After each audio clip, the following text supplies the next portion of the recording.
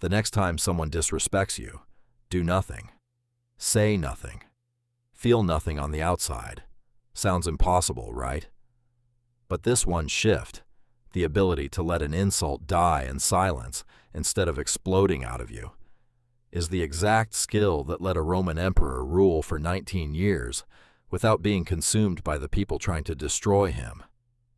By the end of this video, you'll know exactly how he did it and how to use it the next time someone tries to get under your skin. Marcus Aurelius wasn't a monk in a cave. He was the most powerful man in the ancient world, commanding armies, surrounded by flatterers, enemies, and betrayal at every level of his court.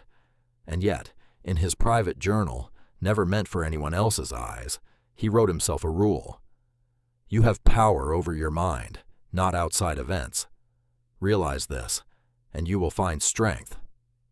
That single sentence has survived 2,000 years because it solves a problem every human still has today: what to do when someone disrespects you.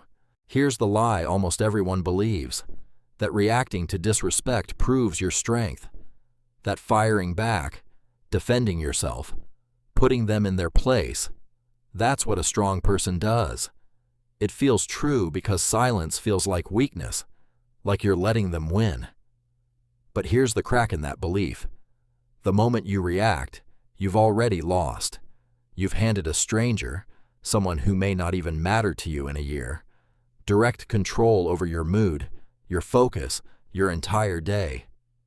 Reacting doesn't prove your strength. It proves they found the button that controls you.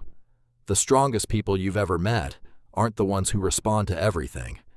They're the ones nothing seems to touch. Picture a massive oak tree standing in an open field. A storm rolls in, wind screaming, branches whipping side to side, leaves torn away and scattered. From a distance, it looks like the tree is being destroyed. But look at the trunk. It hasn't moved an inch. It bends at the edges, lets the wind pass through it. And when the storm clears, it's still standing exactly where it always was. Now picture a small sapling in that same storm. Thin, brittle, unrooted. It doesn't bend. It snaps. The difference between the oak and the sapling isn't the storm. Storms hit both of them equally. The difference is what's holding them in place. Marcus Aurelius faced storms most of us can't imagine. Plagues, wars, betrayals from people he trusted, senators mocking him behind his back while smiling to his face.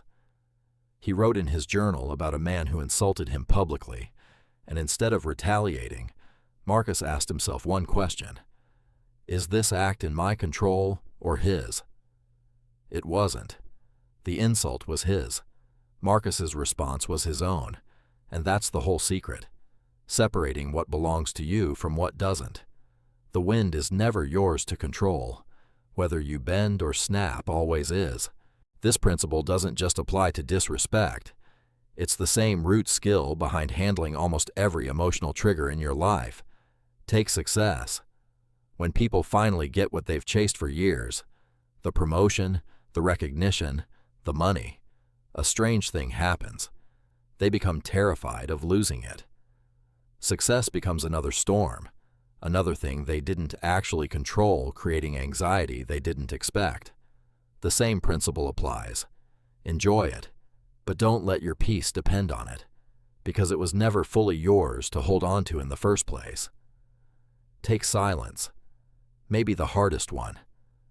When someone goes quiet on you, a friend stops responding, a partner goes cold, a colleague freezes you out. The instinct is to fill that silence with anxious guessing, checking your phone every 5 minutes, replaying the last conversation for hidden meaning. But their silence is their choice, not yours to fix through obsession.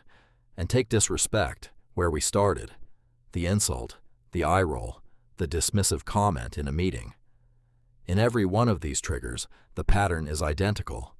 Something outside you happens, and you have a choice about what you do with it internally. Not reacting doesn't mean not caring. It means refusing to hand your peace to something you never controlled to begin with. So how do you actually build this?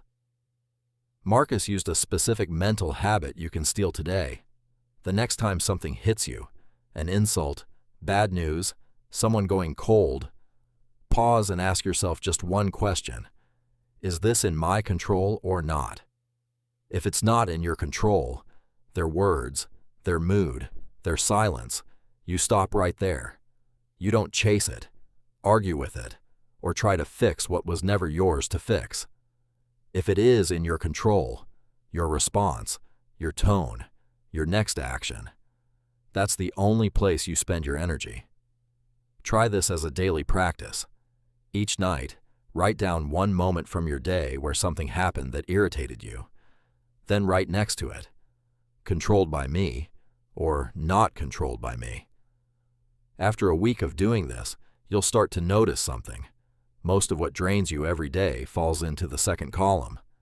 And once you can see that clearly, it gets a lot harder for anyone to pull your strings. So the next time someone disrespects you, really think about this. Are you going to hand them your entire evening, your mood, your peace, over something that was never yours to control in the first place? If this shifted something in how you see disrespect, hit subscribe, because next week we're breaking down the Stoic answer to burnout and why the people who seem the calmest are usually doing the least amount of internal fighting, not the most.